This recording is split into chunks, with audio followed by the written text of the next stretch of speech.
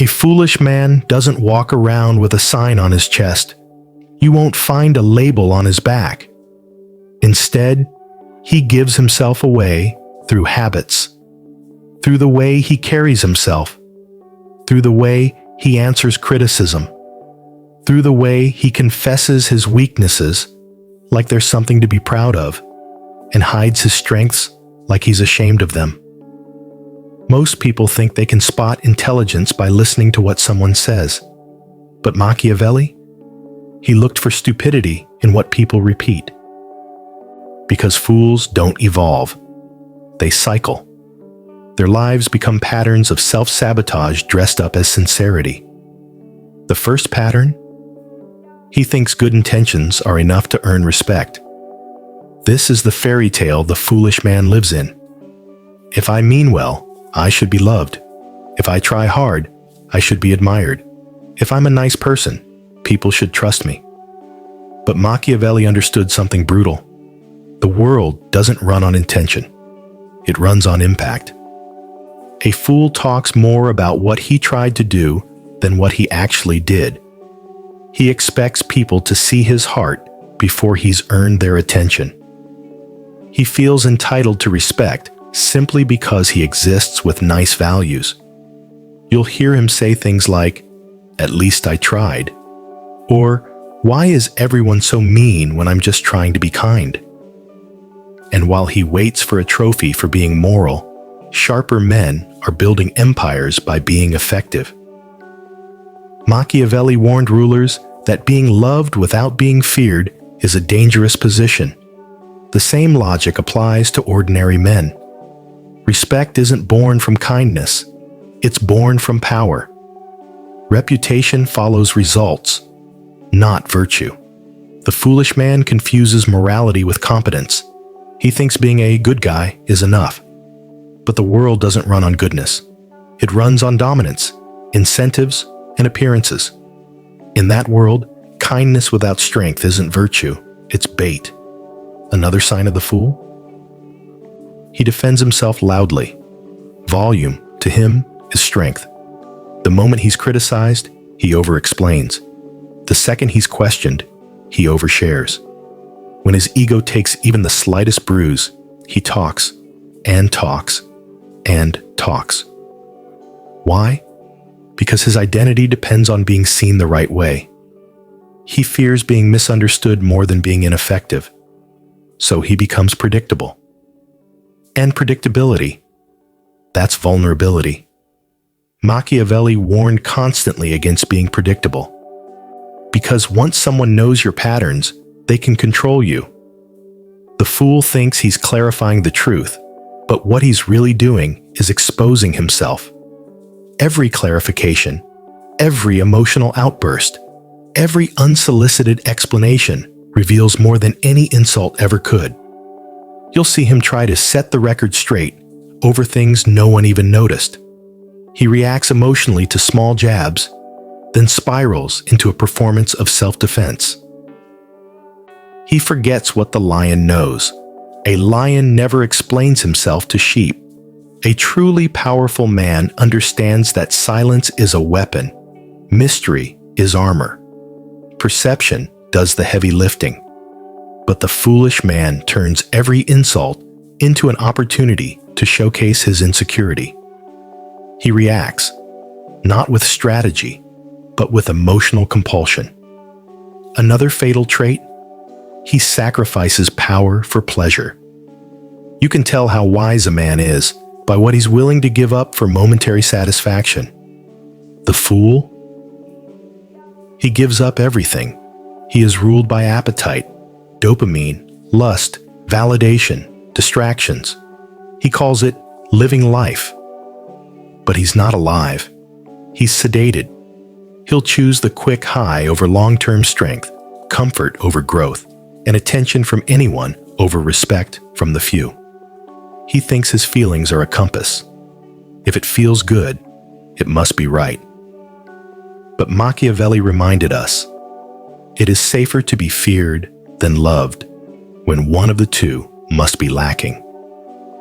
This isn't about rejecting pleasure. It's about mastering it.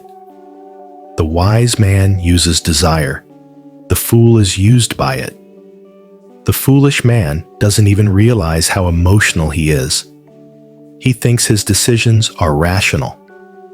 But he's driven by impulse, constantly avoiding anything that requires discipline, discomfort, solitude, confrontation, restraint. And every time he runs from pain, he trades influence for comfort.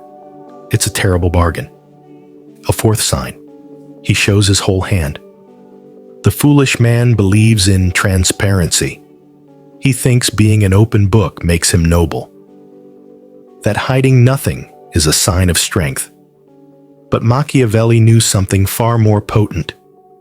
People only respect what they can't fully understand. When people can't predict you, they tread carefully. When they don't know your whole hand, they overestimate it. But the fool destroys his own mystique. He confesses his plans, his wounds, his doubts, his dreams, everything. He'll say things like, "I'm just being real," or "I have nothing to hide." But that's not strength. That's camouflage for weakness. Because he does care what people think. He just doesn't know how to manage perception. So he acts like it doesn't matter. But the moment he reveals his emotional map, he hands over his power. And power, Machiavelli knew, lives in the unknown. The more people think they understand you, the less they respect you. You become small, predictable, categorized. The wise man reveals only what's useful. The rest is shadow. The rest is strategy. Another mistake? He imitates without understanding. There are men who try to act powerful before they become powerful. They copy confidence without pain. They mimic routines without depth. They wear success like a costume, but they never ask why the original formula worked. Machiavelli warned that men who pretend to be lions, but who are really foxes, will eventually get eaten. The foolish man sees confidence and mimics the posture. He sees money and copies the habits. He buys the watch. He quotes the book. But the instincts? They're still prey instincts. He skips the most brutal parts of the journey. The isolation, the reflection, the pain. He wants the results without the paranoia, the aura without the edge. But power doesn't come from performance. It comes from calculation. He wants to look like a strategist, but he thinks in cliches. He wants the rewards of Machiavelli without the coldness, without the silence, without the psychological armor. He plays a role, and all roles, in time, get exposed. The foolish man also builds a life of echoes. He doesn't want to grow. He wants to feel good. So he surrounds himself with people who flatter him, not challenge him. Friends who laugh at his mediocrity. Lovers who validate his ego.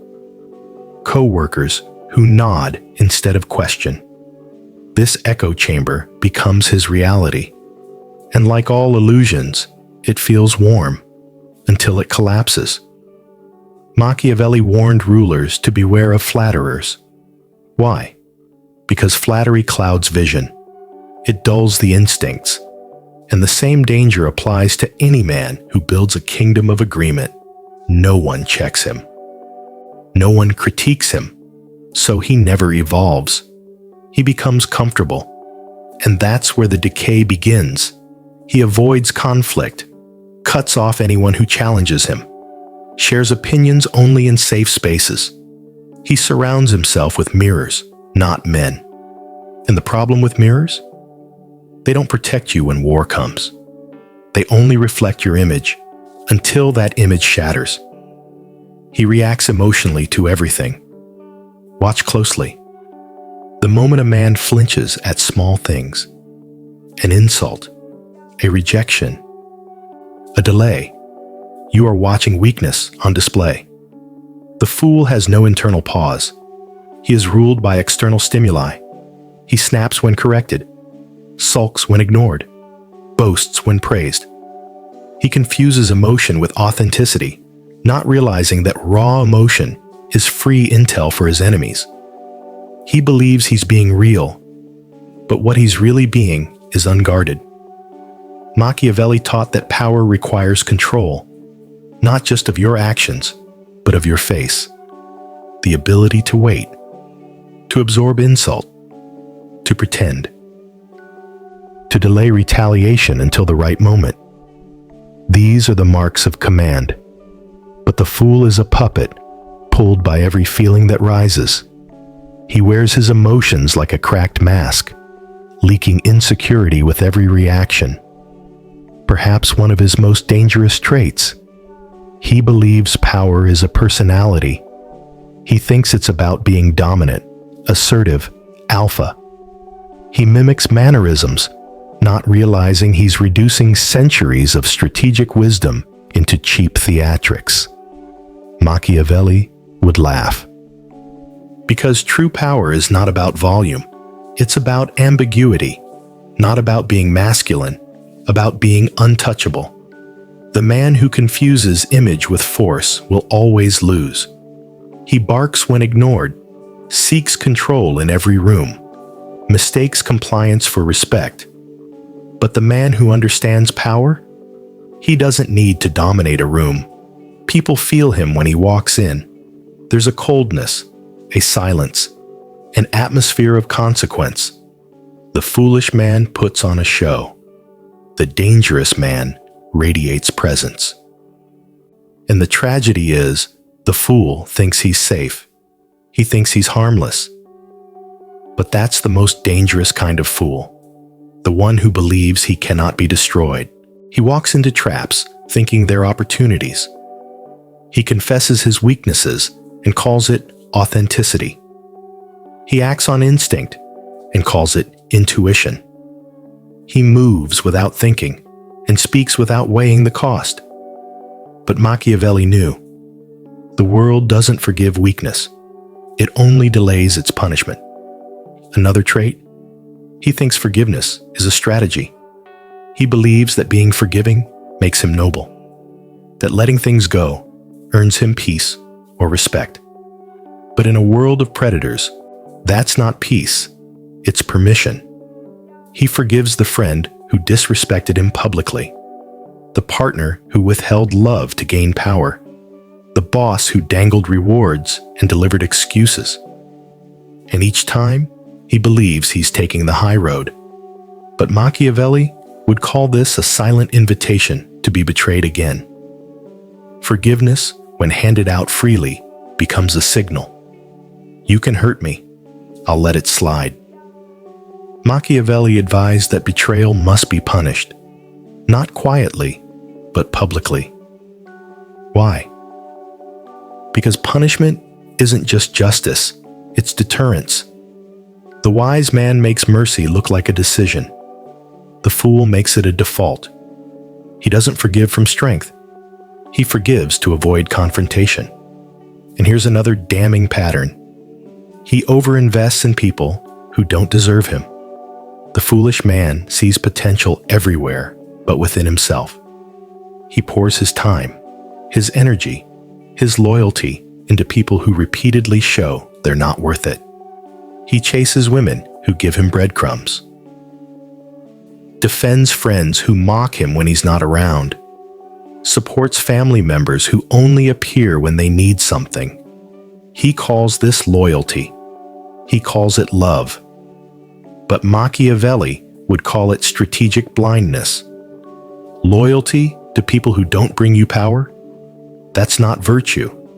That's self-destruction. You are not loyal. You are lost. The wise man asks, does this alliance strengthen me? The foolish man asks, but what if they change? And so he stays in toxic jobs, one-sided relationships, parasitic friendships, all in the name of being a good person. He also believes the world owes him. You've seen this man before. He complains about being overlooked at work, says people don't appreciate him, that they're fake, that the world is unfair. that good guys finish last. But this isn't morality, it's entitlement. He believes effort equals reward, that if he's kind, he should be loved. If he tries, he should succeed. Machiavelli would say, "This man has confused reality with ideology." Because the world doesn't reward hard work, it rewards leverage. Success is not earned, it is taken, often from someone else. The fool waits for fairness in a world built on advantage. He thinks merit will protect him. But crying about fairness in a battlefield is like dropping your sword in the middle of war. Lastly, for this part, he thinks appearances don't matter. He says things like, "It's what's inside that counts," and mocks men who dress well or speak with intent. He refuses to adjust his tone, posture, or image, even in powerful rooms. He wears sloppiness like a badge, calls it authenticity. But Machiavelli emphasized appearance constantly, not because he was shallow, but because he understood perception governs reality. If you look like a fool, you will be treated like one, no matter how sharp your ideas are. Power is theater, and if you don't control the illusion, someone else will control it for you. The world doesn't give second chances to those who make a weak first impression. The fool also confuses victimhood with strength. In the age of oversharing, he believes vulnerability is virtue. That if he speaks about his trauma, his pain, his struggles, he's being courageous. That people will respect him more if they see how much he suffered. But there's a difference between healing in silence and bleeding in public. He says things like, "I've been through so much," or "No one understands me," or "People always take advantage of my kindness." But what he's really doing is broadcasting weakness. Machiavelli knew, the more others know about your pain, your triggers, your history, the more power they have over you. A wise man hides his wounds, not because he is ashamed, but because he understands they are entry points for manipulation. The more predictable you are, the easier you are to use.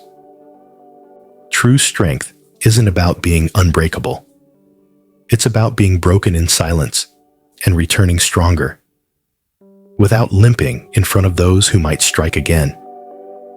The fool, however, believes openness equals connection, that if he tells people everything, they will love him. But they won't. They'll box him, categorize him, diminish him, because no one respects what they fully understand. Another dangerous trait, he tries to be liked by everyone. This man bends to avoid tension.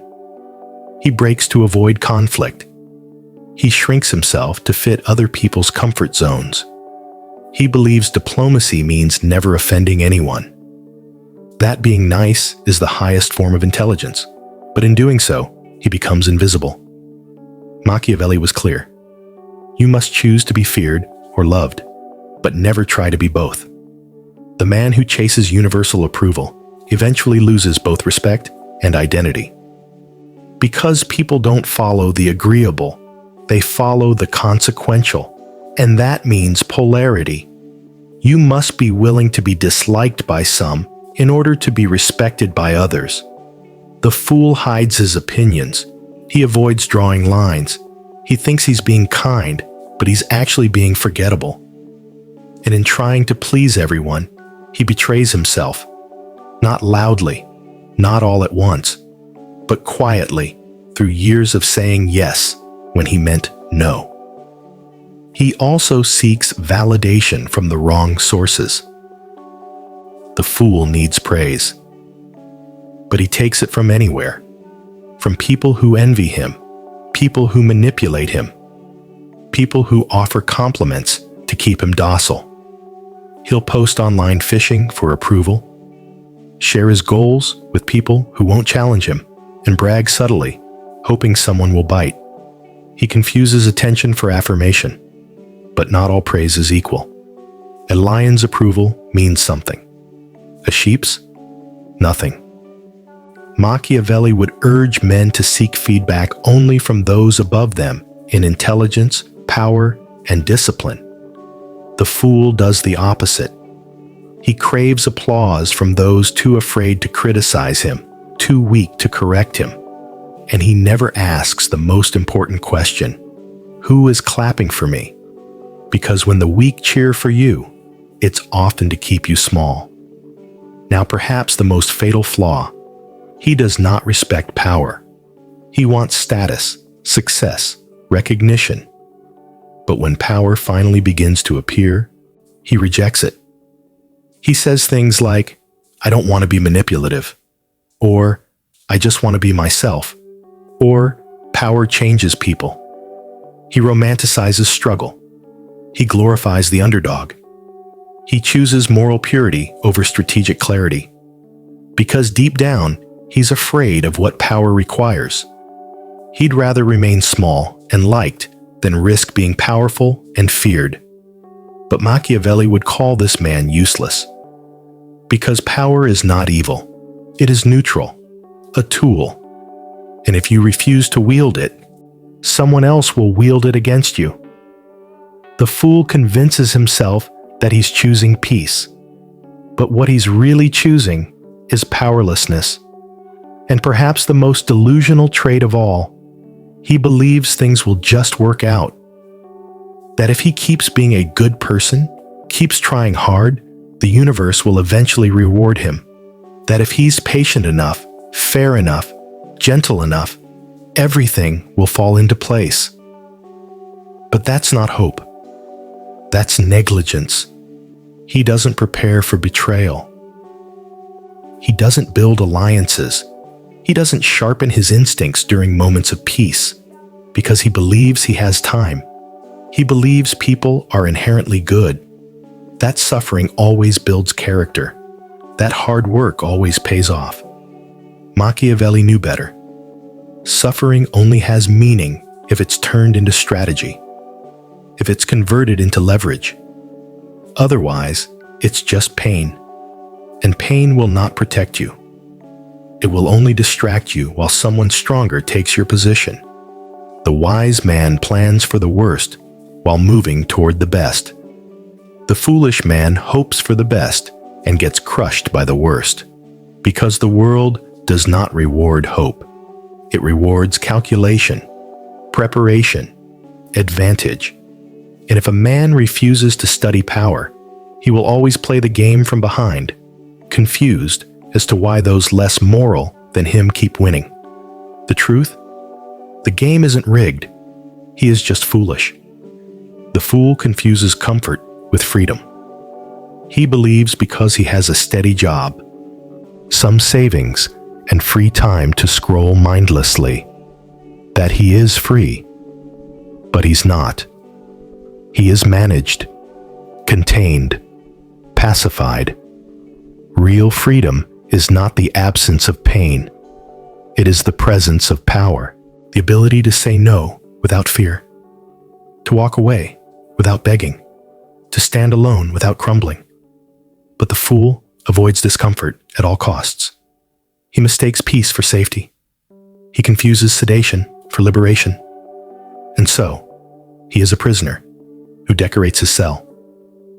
Machiavelli knew, the more comfortable a man becomes, the more likely he is to be controlled, because comfort breeds attachment, and attachment breeds fear. Fear of loss, fear of risk, fear of making a move that might threaten the illusion of security. This is why the fool never disrupts the system. He never questions authority. He never breaks ranks, not because he believes in order, but because he fears chaos. The wise man, on the other hand, can walk through chaos with calm eyes, because his identity is not built on comfort. It is built on competence, on his ability to adapt, respond, strike back if necessary. Now, perhaps the final nail. The fool believes awakening is an emotion. He thinks one day he'll feel ready to change. That clarity will come like lightning. That one powerful video, one dramatic heartbreak, one quote from a book will finally click, and he'll never be the same. But real awakening is not emotional. It's strategic. It happens quietly, in the moment you decide, I've had enough. Enough playing dumb. Enough blaming others. Enough waiting for things to magically shift. Awakening is when you stop crying about the rules of the game and you start studying them. It's when you stop asking for fairness and start building leverage. It's not a feeling, it's a choice. And the moment you make that choice, you're no longer a fool. You're dangerous. Because now you can see, not just others, but yourself, your patterns, your cowardice, your addictions to ease, your fear of rejection, your need to be loved. And once you see it, you can cut it, slowly, relentlessly, with surgical precision. And that's when the transformation begins, not into a monster, but into a man no longer easily used. Because this world does not belong to the kind, the loud, the loyal, or even the intelligent. It belongs to the ones who learn the game and master themselves. So if you see yourself in these traits, don't flinch, don't look away, just decide, today, this moment, that you will never be a fool again, and mean it.